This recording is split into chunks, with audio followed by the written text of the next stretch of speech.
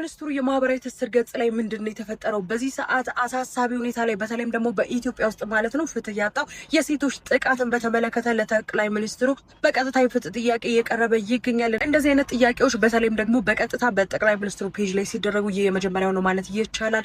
በእህቶቻችን ላይ ጥቃት ከደረሰ በኋላ በቁጥጥር ስር የሚውሉ ሰዎች ማለት ነው ፍትህ እያገኙ ወይም ደግሞ ፍርድ እያገኙ አይደለም፣ ፍርድ ያገኙት እንኳን በነጻ እየተሰናበቱ ይገኛሉ። የነገርም ሴቶችን አስቆጥቷል። በአጠቃላይ በኢትዮጵያ ውስጥ የሚገኙ የሴት እህቶቻችንን ጥቃት የሚቃወሙ ሰዎችን አስቆጥቷል። ለጠቅላይ ሚኒስትሩም በቀጥታ ጥያቄ እየቀረበ ይገኛል። ይህ ነገር ከምንም አይነት ሙቭመንት ጋር አይካሄድም። በተለይም ደግሞ በርካታ ሰዎች እንደሚሉት ከፌሚኒዝም ሙቭመንት ወይም ደግሞ ከሌሎች ሙቭመንቶች ጋር የሚያያዝ አይደለም። በቀጥታ የሴት እህቶቻችንን ጥቃት እንከላከል እንዲሁም ደግሞ ፍትህ ይሰጠን የሚል ጥያቄ ነው። ይህ ነገር ይመለከተኛል የምትሉ ሰዎች በሙሉ እየሄዳችሁ ማገዝ እንዲሁም ደግሞ ፕሮፋይላችሁን በመቀየር እንዲሁም በጠቅላይ ሚኒስትሩ እንግዲህ እናመሰግናለን ቤተሰብ። በጣም አሪፍ ሀሳብ ነው። በጣም ምርጥ ሀሳብ ነው። ይሄ ሀሳብ በእውነት ነው የምላችሁ በጣም ረጅም ጊዜ በቃ የሆነ ብዙ ሰዎች እያነሱት እንደዚህ እያለ ነበር።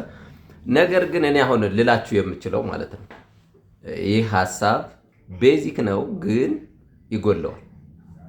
ይጎለዋል የምልበትን ሀሳብ ልንገራችሁ። እንግዲህ የራሴን ሀሳብ ነው የምነግራችሁ። የእናንተ እንግዲህ ሌላ ሊሆን ይችላል፣ ልትስማሙ ትችላላችሁ። እኔ ግን የማያግባባኝ አንድ ሀሳብ አለ።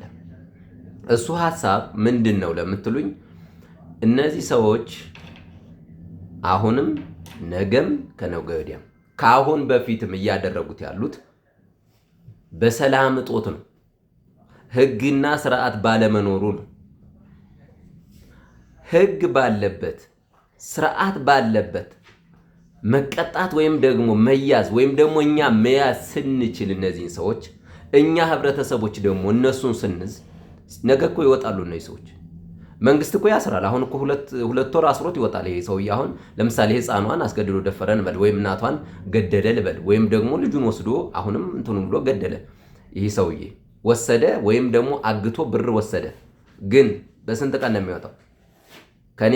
እኔ ቤተሰብ ሰፈር አካባቢ አይመጣም? ይውላል እኮ ነገ።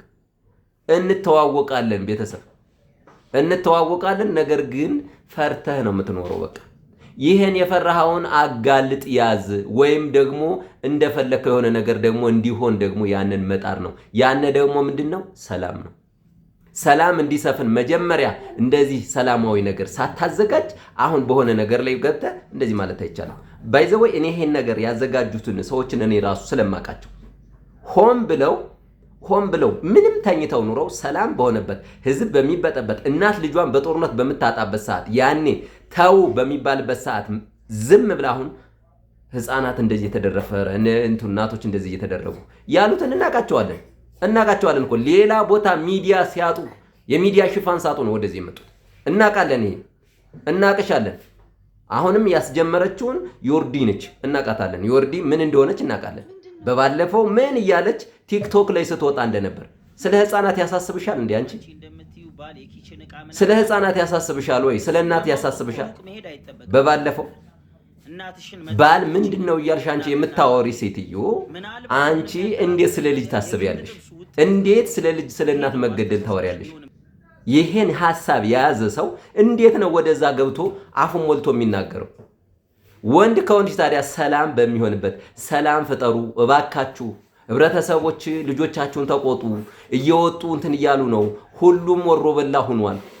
መንግስት በመግለጫ በሚያረግባት ወይም መንግስት እንኳን መግለጫ ባወጣ ህብረተሰቡ የራሱ ዳ ስለሆነ ከመንግስት እንቆማለን፣ እነዚህ ሌቦች መያዝ አለብን ብላችሁ ውጡ በሚባልበት ሰዓት ሳትወጣ አሁን የሚዲያ ሽፋን ለማግኘት ይሄን ነገር ማድረጉ አግባብነት የለውም። እኔ አልደግፍም።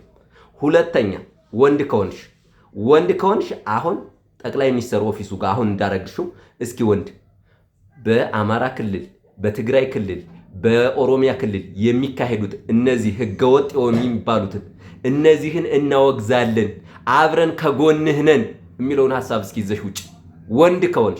ወንድ ከሆንሽ ይሄን አድርጊና ከመንግስት ጎን ቁሚ። እስኪ ወንድ ከሆንሽ ብለሽው ማታቂም እናት ቤተሰብሽም ራሱ እንኳን እንደዚህ ሐሳብ ሊኖረው አይችልም። በእርግጥ ያንቺን ቤተሰብ እንኳን አናቅም። ቤተሰብ ያለሽ አይመስለኝም። ለምን? ስለ ቤተሰብ ስለማታቂ ሐሳብሽን ስለምናቀው። ይሄን ግን አጀንዳ አድርገሽ ይዘሽ መተሽ አሁን ላይ ይሄ ነገር እኮ ስንት ዓመት ሆኖ እኮ ከተካሄደ። በእርግጥም እኛ ረፍት ላይ አይደለንም። ረፍት ያልሆነው ደግሞ የህብረተሰቡ የራሱን ችግር መውጣት ስላቃተው ህብረተሰብ ለመንግስት ግብአት ነው።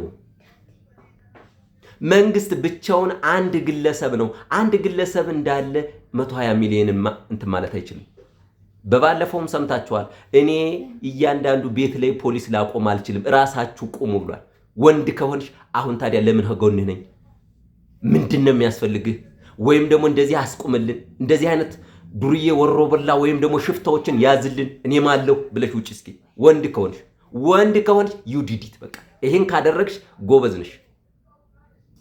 በለለለይ እንደገና ሌላ ነገር፣ ሌላ አጀንዳ፣ ስንት አጀንዳ እያለብን ይሄ ቆየ እኮ ነው። ምን ሰላም በሌለበት ባላደረግ ነው። እኔ የራሴን አንድ ጥፍርችን ያላደረኩትን መንግስትን ሄደህ ልጠብቅ አትችልም። መንግስት ይሄን አድርግልኝ፣ አዎ ትክክል ነው። ይሄን ግን ካደረክ ነው ጎበዝ የምትባለው። አዎ መንግስትዬ ይሄን ታደርጋለህ፣ እኔም ከጎንህ ነኝ። ይሄን በዚህ ቦታ የሚንቀሳቀስ ወይም ደግሞ እንደዚህ የሚያደርግ እንደዚህ አይነት ሰው አለና ይሄ ሰው ይሄ ነው ብለህ ፊቱን አጋልጠ እንደኔ ፊት እንደዚህ አድርገህ ይሄ ሰው ነው የምፈልገው፣ ይሄን ደግሞ ያዝልኝ፣ ህጉን አስተካክል። በቃ ይሄ ህዝብ እንደዚህ እየተደረገ ስለሆነ ይሄ ሰው መገደል አለበት፣ ሰውን የገደለ መገደል አለበት፣ የሰረቀ ሌባ ወይም ሽፍታ መገደል አለበት የሚለውን ህግ ራስ አብረህ ስትታገል ነው። መንግስት ብቻውን አይወስንልህ። እችን ካደረክ የሁሉም ግብአት ትሆናለህ። የሁሉም ሐሳብ ይሆናል። ሐሳብ ይሸጣል። ሐሳብ ደግሞ ጀግናነትህን ያሳያል። ዝም ብሎ በዛም እየተልበቀሰበሱ ግን ሌላ ሐሳብ ሌላ ነገርን ያዙ እየመጡ እኛ ሀገር ላይ መፈንጠዝ አይቻልም። እናቅሻለን። ሚዲያ ላይ ስለ ብዙ ነገርሽን ስለዘጋነብሽ ነው ያን ነገር የምታደርጊው። አሁንም ቢሆን አቁሚ። አንቺ በባዮሎጂ ስለማታምኝ እዚህ ጋር ስርዓት ያዥ። እንደውም ይኸውልሽ በጣም እንፈልግሻለን።